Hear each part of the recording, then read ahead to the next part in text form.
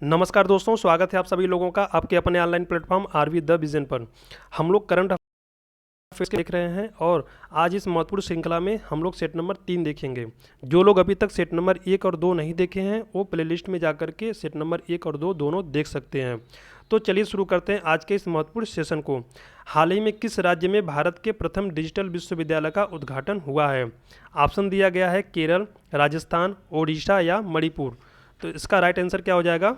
इसका right answer हो जाएगा केरल।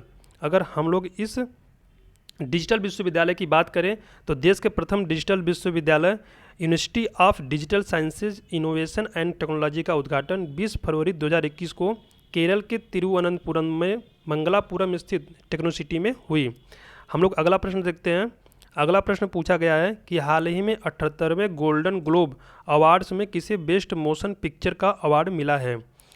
ऑप्शन दिया गया है मिनारी, द फादर, द मॉरिटानियन या नोमैडलैंड। तो इसका राइट आंसर क्या हो जाएगा? इसका राइट आंसर हो जाएगा नोमैडलैंड। अगर हम लोग golden global best motion picture की बात करें तो 78वें गोल्डन ग्लोब अवार्ड 28 फरवरी 2021 को लॉस एंजल्स और न्यूयॉर्क शहर में आयोजित किया गया। सर्वश्रेष्ठ मोशन पिक्चर ड्रामा का पुरस्कार नोमैडलैंड ने जीता। सर्वश्रेष्ठ निर्देशक का पुरस्कार इस फिल्म के निर्देशक क्लो झाओ को मिला। इस पुरस्कार को जीतने वाली वह दूसरी महिला बन गई है। चलिए अगला प्रश्न देखते हैं। अगला प्रश्न पूछा गया है कि हाल ही में किसे संसद टीवी का प्रथम सीईओ नियुक्त किया गया है?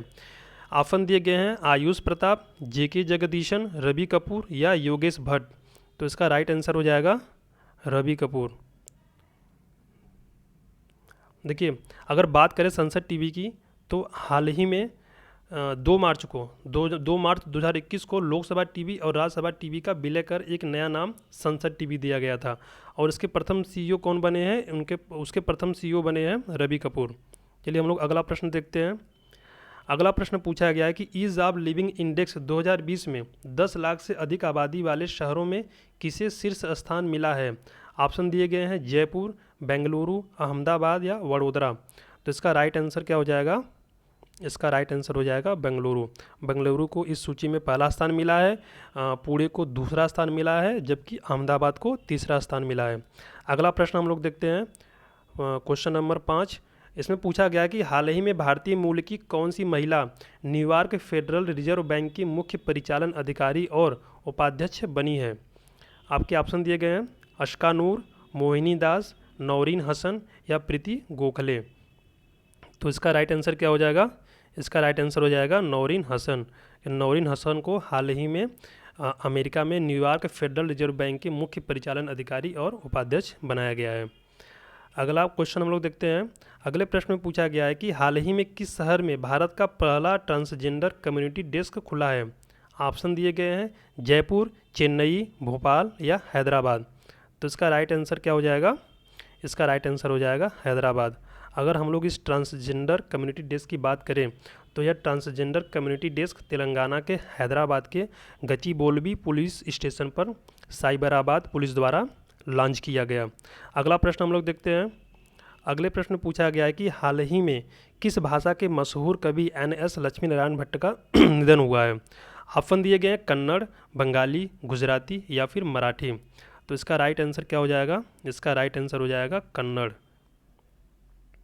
देखिए, कन्नड़ भाषा के मशहूर कवि NS लक्ष्मी नारायण का 6 मार्च 2021 को बेंगलुरु में निधन हो गया। 1974 में इन्हें कर्नाटक साहित्य अकादमी पुरस्कार से सम्मानित किया गया था। चलिए हम लोग अगला प्रश्न देखते हैं। अगला प्रश्न पूछा गया है कि प्रतिवर्ष पूरे भारत में जन औषधि दिवस कब मनाया जाता है?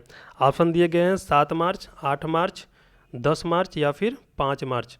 तो इसका राइट आंसर क्या हो जाएगा? इसका राइट आंसर हो जाएगा 7 मार्च। अगला प्रश्न देखते हैं हम लोग। अगला प्रश्न पूछा गया कि हाल ही में किसे 30वां व्यास सम्मान प्रदान किया गया? ऑप्शन दिए गए हैं नंद किशोर आचार्य, नासिरा शर्मा, शरद पगारे या लीलाधर जगूड़ी। तो 30वां व्यास सम्मान किसे प्रदान किया गया? शरद पगारे को। शरद पगारे को उनकी कृति पाटलिपुत्र की साम्राज्ञी के लिए यह सम्मान दिया गया। अगर हम लोग व्यास सम्मान की बात करें तो व्यास सम्मान भारतीय साहित्य के लिए दिया जाने वाला ज्ञानपीठ पुरस्कार के बाद दूसरा सबसे बड़ा साहित्य सम्मान है। इस पुरस्कार को 1991 में के बिरला फाउंडेशन द्वारा प्रारंभ किया गया था। चलिए हम लोग अगला प्रश्न देखते हैं। अगला प्रश्न पूछा गया है कि 67वें राष्ट्रीय फिल्म पुरस्कार में बेस्ट हिंदी फिल्म का अवार्ड किसे दिया गया। ऑप्शन दिया गया है छिछोरे, मणिकर्णिका, मलंग या दिल बेचारा। तो इसका राइट आंसर क्या हो जाएगा? इसका राइट आंसर हो जाएगा छिछोरे। देखिए, छिछोरे फिल्म 2019 में रिलीज हुई थी। सुशांत सिंह राजपूत इसमें मुख्य भूमिका में थे और इसके डायरेक्टर थे नीतीश तिवारी। अगर हम लोग इस 67वें राष्ट्रीय फिल्म पुरस्कार में सर्वश्रेष्ठ अभिनेता की बात करें तो हिंदी फिल्म के लिए मनोज वाजपेयी और तमिल फिल्म के लिए धनुष को यह अवार्ड दिया गया है। सर्वश्रेष्ठ अभिनेत्री की बात करें तो सर्वश्रेष्ठ अभिनेत्री में कंगना रनौत को पंगा और Manikarnika the queen of Jhansi movie के लिए सर्वश्रेष्ठ अभिनेत्री का पुरस्कार दिया गया है। हम लोग अगला प्रश्न देखते हैं। अगला प्रश्न पूछा गया है कि हाल ही में किसने भारत के 48वें मुख्य न्यायाधीश के रूप में शपथ ली। RF नरीमन, NV रमना, उदय, उमेश ललित या खानविलकर। तो राइट आंसर क्या हो जाएगा? राइट आंसर हो जाएगा NV रमना। अभी हाल ही में NV रमना को भारत के 48वें मुख्य न्यायाधीश के रूप में शपथ दिलाई गई है। अगर हम लोग इसके पहले की बात करें तो इसके पहले शरद अरविंद बोबड़े सुप्रीम कोर्ट के 47वें मुख्य न्यायाधीश थे। अगला प्रश्न हम लोग देखते हैं। अगला प्रश्न पूछा गया है कि ग्राम उजाला कार्यक्रम को किस राज्य से शुरू किया गया है।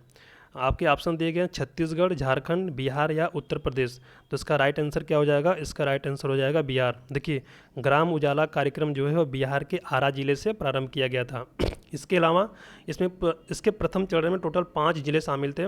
इसमें बिहार से आरा, उत्तर प्रदेश से वाराणसी, आंध्र प्रदेश से विजयवाड़ा, महाराष्ट्र से नागपुर और पश्चिमी गुजरात के गांव में इसको शुरू किया गया था। और इन सभी शहरों में 15 मिलियन LED बल्बों का वितरण किया जाएगा। चलिए हम लोग अगला प्रश्न देखते हैं। अगला प्रश्न पूछा गया है कि वर्ल्ड एयर क्वालिटी रिपोर्ट 2020 के अनुसार भारत का सबसे प्रदूषित शहर कौन सा है। ऑप्शन दिया गया है गाजियाबाद, हैदराबाद, इंदौर या दिल्ली। तो इसका राइट आंसर क्या हो जाएगा? इसका राइट आंसर हो जाएगा आपका गाजियाबाद। अगला प्रश्न हम लोग देखते हैं। अगले प्रश्न में पूछा गया है कि हाल ही में किसे वर्ष 2020 के हिंदी क्षेत्र में साहित्य अकादमी पुरस्कार से सम्मानित किया गया। नंदा खेर, अनामिका, महेश चंद्र शर्मा गौतम या कमलकांत झा। तो 2020 के हिंदी क्षेत्र में साहित्य अकादमी पुरस्कार से किसे सम्मानित किया गया? वह है अनामिका। देखिए, अनामिका को उनकी हिंदी कविता संग्रह टोकरी में दिगंत थेरी गाथा 2014 के लिए पुरस्कार प्रदान किया गया है। अगला प्रश्न हम लोग देखते हैं। IPL 2021 की टाइटल स्पॉन्सरशिप किससे प्रदान की गई। ड्रीम 11, पेटीएम, वीवो और DHL एक्सप्रेस। तो इसका राइट आंसर क्या हो जाएगा? इसका राइट आंसर हो जाएगा वीवो। इसके पहले IPL की टाइटल स्पॉन्सरशिप ड्रीम 11 को दी गई थी। अगला प्रश्न देखते हैं जो आज का अंतिम प्रश्न है। हाल ही में संपन्न डस्टलिक A11 नहीं, ये सेकेंड है, डस्टलिक सेकेंड सैन्य अभ्यास भारत और किस देश के मध्य हुआ। ऑप्शन दिए गए हैं भारत फ्रांस, भारत अमेरिका, भारत नेपाल या भारत उज्बेकिस्तान। तो यह किसके मध्य हुआ है? यह हुआ है भारत और उज्बेकिस्तान। और यह सैन्य अभ्यास भारत के उत्तराखंड में संपन्न हुआ है। तो इस तरह से आज का महत्वपूर्ण सेशन समाप्त होता है। अगर आप लोगों को वीडियो अच्छा लगा हो तो आप लोग इसको अधिक से अधिक शेयर करें, लाइक करें और कमेंट करें। Thank you.